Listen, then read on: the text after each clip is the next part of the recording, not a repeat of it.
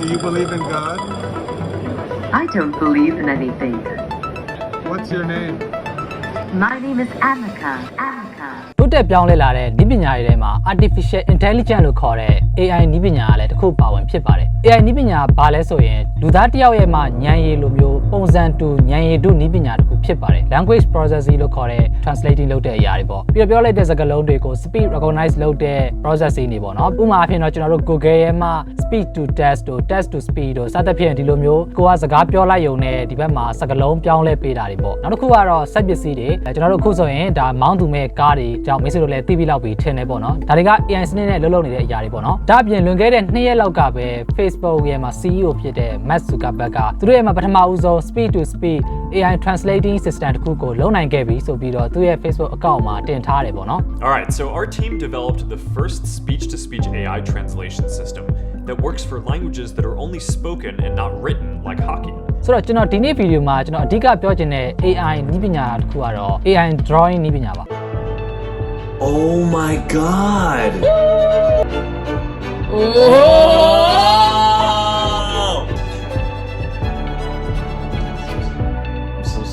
ဟုတ်ပါတယ် AI drawing ဆိုတဲ့အတိုင်းပဲသူကပုံဆွဲတဲ့နည်းပညာပါကျွန်တော်တို့ဖုန်းတွေကွန်ပျူတာတွေမှာဆိုရင်ကျွန်တော် sketch ဆွဲလို့ရတဲ့တနည်းအားဖြင့်ကျွန်တော်တို့ပုံဆွဲလို့ရတဲ့ software တွေ application တွေအများကြီးရှိပါတယ်ဒီ software တွေမှာကျွန်တော်တို့ပုံဆွဲမယ်ဆိုရင်အနည်းဆုံးတော့ကိုကပုံဆွဲတတ်ဖို့တော့လိုတယ်ပေါ့နော်အဲ့ဒါမှသာလျှင်လှပသစ်တဲ့ဓာတ်ပုံတွေရမှာပေါ့ဒါပေမဲ့ဒီနည်းပညာမှာတော့မိတ်ဆွေကကိုကြိုက်တယ်လို့ပုံချမ်းဆွဲလိုက်ရုံနဲ့ AI ကမယုံနိုင်စရာကောင်းလောက်အောင်ကိုပဲနည်းပညာမြောက်တဲ့ဓာတ်ပုံတွေအဖြစ်ပြောင်းလဲပေးသွားမှာပါ Interesting.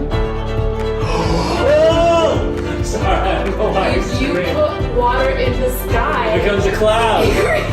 ဒီနည်းပညာရဲ့နာမည်ကတော့ 𝚃𝚑𝚊𝚗 ဆိုတဲ့နည်းပညာဖြစ်ပါတယ်အခုမိတ်ဆွေတို့မြင်နေရတာကတော့တကယ်ဖြစ်နေတဲ့အရာတွေပါကိုကြိုက်တယ်လို့ပုံချမ်းဆွဲလိုက်ရုံနဲ့လှပတဲ့ဓာတ်ပုံတွေဖြစ်ပြောင်းလဲပေးသွားမှာပါလုံးဝအံ့ဩစရာကောင်းပါတယ်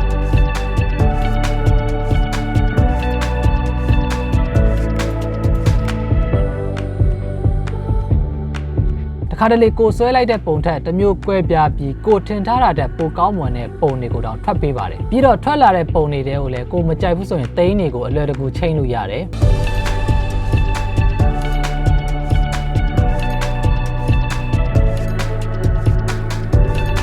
ဒီလိုမျိုးပုံတွေရဖို့အတွက်မိတ်ဆွေကပုံချမ်းမဆွဲကျင်ဘူးဆိုရင်တောင်လုပ်လို့ရပါတယ်ဟုတ်ပါတယ်အဲ့ဒါကတော့ကိုယ်စိတ်ကူးထဲမှာရှိတဲ့အတိုင်းစာရေးပေးလိုက်ရုံနဲ့ AI ကသူ့ဟာသူပုံဆွဲပေးသွားမှာပါဒီမှာဆိုရင်သူကအပေါ်ထိပ်တောက်မှာ box လေးရှိတယ်အဲ့ box လေးထဲမှာကိုကြိုက်တဲ့စာကိုမိတ်ဆွေတို့ရေးပေးလိုက်အင်္ဂလိပ်လိုတော့ရေးပေးရမယ်ချက်ချင်းပဲသူနဲ့ live ညီတဲ့ဓာတ်ပုံကို AI ကထုတ်ပေးသွားပါတယ်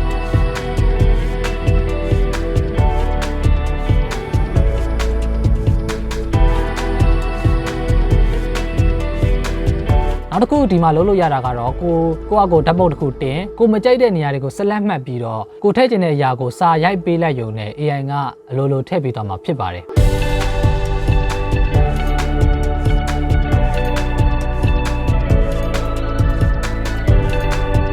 မိတ်ဆွေတို့ဒါကိုကိုယ့်ဘာသာကိုလိုက်လုပ်ကြည့်လို့ရပါတယ်ကိုယ့်ဘာသာကိုလိုက်လုပ်မယ်ဆိုရင်တော့ဒါနီးနီးနဲ့လိုက်လုပ်လို့ရပါတယ်ပထမနေ့ကတော့ software ပါ computer software ဖြစ်ပါတယ် software နာမည်ကတော့ Nvidia Campus လို့ခေါ်ပါတယ်သူကတော့ Nvidia Graphics RTX Graphics လို့ပါတယ်နောက်တစ်ခုကတော့ကျွန်တော် website မှာလုပ်လို့ရပါတယ်ဒီ software နဲ့ website link တွေကိုတော့ YouTube မှာဆိုရင်တော့ကျွန်တော် description မှာထည့်ပေးထားပါမယ် Facebook မှာကျတော့ link ကို share လို့မရလို့ပါဒီနေ့ဗီဒီယိုလေးကိုမိတ်ဆွေတို့သဘောကျမယ်ထင်ပါတယ်သဘောကျတယ်ဆိုရင်တော့ comment မှာ okay လို့မှတ်ပြီးတော့ပါနော်ကျွန်တော်တို့ idea knowledge တွေမှာလေ့လာနိုင်တဲ့ online သင်တန်းတွေနဲ့ရယူနိုင်တဲ့ service တွေကိုကျွန်တော်ဒီဗီဒီယိုရဲ့ description နဲ့ comment မှာရေးပေးထားပါရနော်နောက်ဗီဒီယိုကျမှပြန်တွေ့ကြတာပေါ့ bye bye